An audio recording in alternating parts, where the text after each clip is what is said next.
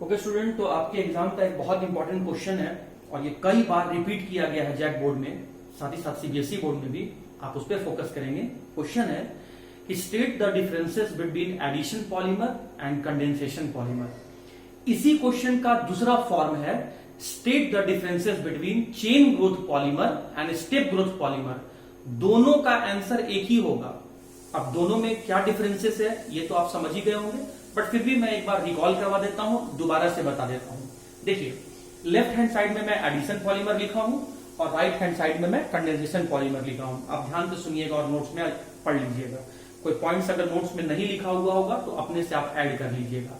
10 difference मैं बताने जा रहा हूं, ध्यान से सुनिएगा। एडिशन पॉलीमर को हम लोग चेन ग्रोथ पॉलीमर कहते हैं। क्यों? क्योंकि एडिशन पॉलीमर्स में मोनोमर जुड़कर एक लॉन्ग चेन का फॉर्मेशन करते जाते हैं। मोनोमर्स कंबाइन होते जाते हैं और एक लॉन्ग चेन बनाते जाते हैं, इसीलिए एडिशन पॉलीमर को चेन ग्रोथ पॉलीमर कहते हैं। लेकिन कंडेंसेशन पॉलीमर को हम लोग स्टेप ग्रोथ पॉलीमर कहते हैं। Step by step by product remove होते जाता है। जितने मोनोमर्स आप लिए हैं एक ही बार में सबसे बाई प्रोडक्ट रिमूव नहीं हो जाता है। स्टेप बाय स्टेप एक बाई प्रोडक्ट यहां निकला, फिर अगली बार सेकेंड और थर्ड वाले के मिलने से बाई प्रोडक्ट निकलेगा, फिर थर्ड और फोर्थ वाले के मिलने से बाई प्रोडक्ट निकलेगा, फिर फोर्थ और फिफ्थ वाले के मिलने से बाई प्रोडक्ट निकलेगा, सिक्स्थ और सेवेंथ वाले के मिलने से बाई प्रोडक्ट निकलेगा। तो स्टेप बाई प्रोडक्ट रिमूव होते जाता है और मोनोमर्स आपस में जुड़ के पॉलीमर्स बनाते हैं, इसीलिए कंडेंसेशन पॉलीमर को स्टेप ग्रोथ पॉलीमर कहते हैं। सेकेंड पॉइंट, एडिशन पॉलीमर्स के जो मोनोमर्स होते हैं वो अनसैचुरेटेड कंपाउंड, डबल या ट्रिपल बॉन्ड कंटेनिंग कंपाउंड होते हैं।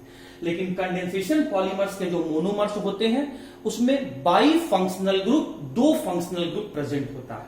थर्ड पॉइंट, एडिशन पॉलीमर्स को बनाने के लिए एक ही तरह का मोनोमर्स, सेम टाइप का मोनोमर्स का जरूरत होता है, इसीलिए एडिशन पॉलीमर को हम लोग होमोपॉलीमर कहते हैं। एक्सेप्शन है ब्यूना एन और ब्यूना एस। इसको बनाने के लिए हम लोग को अलग अलग टाइप का मोनोमर लेना पड़ेगा, आगे डिस्कस करेंगे। कंडेंसेशन पॉलीमर बनाने के लिए हमें डिफरेंट टाइप का मोनोमर्स लेना पड़ता है, इसीलिए कंडेंसेशन पॉलीमर कोपॉलीमर है। यहां भी एक्सेप्शन है नाइलॉन 6 का, आगे हम लोग डिस्कस करेंगे इसको हम लोग इसी चैप्टर में। फोर्थ पॉइंट है, एडिशन पॉलीमर को बनाने के लिए इनिशिएटर बेंजोइल पेरोक्साइड या टर्शियरी ब्यूटाइल पेरोक्साइड का जरूरत होता है। लेकिन किसी तरह का इनिशिएटर का जरूरत नहीं होता है कंडेंसेशन पॉलीमर बनाने के लिए। क्यों? क्योंकि यहां पर जो मोनोमर्स होते हैं वो डिफरेंट नेचर के होते हैं और डिफरेंट नेचर के होने के कारण से ये खुद ब खुद एक दूसरे से रिएक्ट कर जाते हैं, इसीलिए इनिशिएटर का हेल्प नहीं लेना पड़ता है। अगला point, addition polymer free radical से एक दूसरे से जुड़ते चले जाते हैं। पहले मोनोमर्स आए, ये मोनोमर्स फ्री रेडिकल में बदला, ये मोनोमर्स फ्री रेडिकल में बदला और फ्री रेडिकल्स में बदलने के बाद वो एक दूसरे से जुड़ते जाते हैं। लेकिन कंडेंसेशन पॉलीमर्स में जब 2 मोनोमर्स आते हैं तो वो आयंस में बदलते हैं और फिर वो अपोजिट आयंस एक दूसरे से अटैच होकर पॉलीमर्स बनाते हैं। तो एडिशन पॉलीमर फ्री रेडिकल के मिलने से बनता है और कंडेंसेशन पॉलीमर अपोजिट आयंस के मिलने से बनता है, इसीलिए condensation polymer take place by ionic mechanism. अगला क्या है, एडिशन पॉलीमर में कोई बाई प्रोडक्ट नहीं बनता है, लेकिन कंडेंसेशन पॉलीमर में कुछ बाई प्रोडक्ट जैसे water, hydrochloric acid, ammonia, alcohol, इस तरह का कुछ बाई प्रोडक्ट बनता है।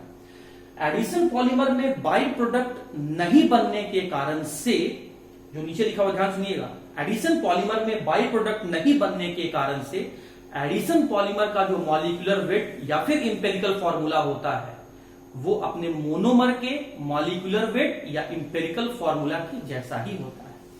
लेकिन कंडेंसेशन पॉलीमर्स में बाई प्रोडक्ट बन जाने के कारण से कुछ वेट का लॉस हो जाता है, कुछ एटम का रिमूवल हो जाता है, इसीलिए कंडेंसेशन पॉलीमर का मॉलिक्यूलर वेट और इंपेरिकल फॉर्मूला अपने मोनोमर के मॉलिक्यूलर वेट या इंपेरिकल फॉर्मूला से अलग होता है।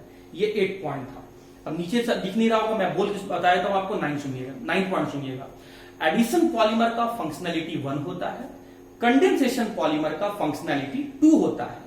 और फंक्शनैलिटी में हम लोग यहां पर डबल या ट्रिपल बॉन्ड का नंबर काउंट करते हैं, और फंक्शनैलिटी में यहां भी हम लोग फंक्शनल ग्रुप का नंबर काउंट करते हैं। तो इसका फंक्शनैलिटी 1, इसका फंक्शनैलिटी 2। एडिशन पॉलीमर को 4 डिफरेंट क्लासेस में डिवाइड किया गया है, जो मैंने कल भी बताया था आपको। पॉलीअल्कीन, पॉलीहेलोअल्कीन, पॉलीडाइन्स और पॉलीअक्राइड्स। कंडेंसेशन पॉलीमर को 3 डिफरेंट क्लासेस में डिवाइड किया गया है। इसका नाम है पॉलीईस्टर, पॉलीअमाइड, और थर्ड क्लास में भी दोनों आता है बेकलाइट और मेलामाइड। तो उम्मीद करते हैं स्टूडेंट एडिशन पॉलीमर और कंडेंसेशन पॉलीमर दोनों को समझने के बाद, दोनों के डेफिनेशन, एग्जाम्पल और डिफरेंस को आपने अच्छे से समझ लिया होगा। अब इस एडिशन पॉलीमर में जो 4 डिफरेंट क्लासेस थे, या फिर कंडेंसेशन पॉलीमर में जो 3 डिफरेंट क्लासेस हैं, अब इन डिफरेंट क्लासेस को हम लोग को आगे चैप्टर में स्टडी करना है। तो उम्मीद करते हैं आज का लेक्चर को आपने बहुत अच्छे से देखा होगा। अच्छे से ऑब्जर्व करने के बाद आप अच्छे से समझे होंगे। इस टॉपिक से रिलेटेड जो क्वेश्चन होगा स्टूडेंट, अब मैं आपको व्हाट्सएप ग्रुप पे भेजूंगा, क्योंकि अब मेरे पास कंटेंट हो गया है। क्वेश्चन सेंड करने के लिए मेरे पास सब कुछ टॉपिक मैंने पढ़ा दिया, तो अब मैं क्वेश्चन सेंड कर सकता हूं। फिर भी टॉपिक रिलेटेड कोई भी डाउट हो तो आप मुझसे बिल्कुल एक प्रॉपर टाइम में पूछ सकते हैं। आप अगर कोई भी वीडियो लेक्चर मिस करते हैं तो फिर उसके आगे वाला वीडियो लेक्चर आपको समझ में नहीं आएगा। तो हर वीडियो को ध्यान से देखिए, तब आने वाला वीडियो लेक्चर आपको समझ में आएगा। लेकिन फिर भी अगर आप रेगुलर देख रहे हैं तो देखने के बाद एक बार नोट्स को आप पढ़िए। नोट्स में जो पॉइंट्स हैं, उस पॉइंट में जो आपको इंपॉर्टेंट पॉइंट लगता है उसको अंडरलाइन कीजिए। कुछ आपको लगता है कि यहाँ एक्स्ट्रा पॉइंट बताया गया है, मुझे लिखना चाहिए, तो उसे आप लिख लीजिए। इससे रिलेटेड क्वेश्चन को प्रैक्टिस कीजिए, और कोई भी डाउट है, you are most welcome to share your doubts with me. तो आज के लिए इतना ही था। Till then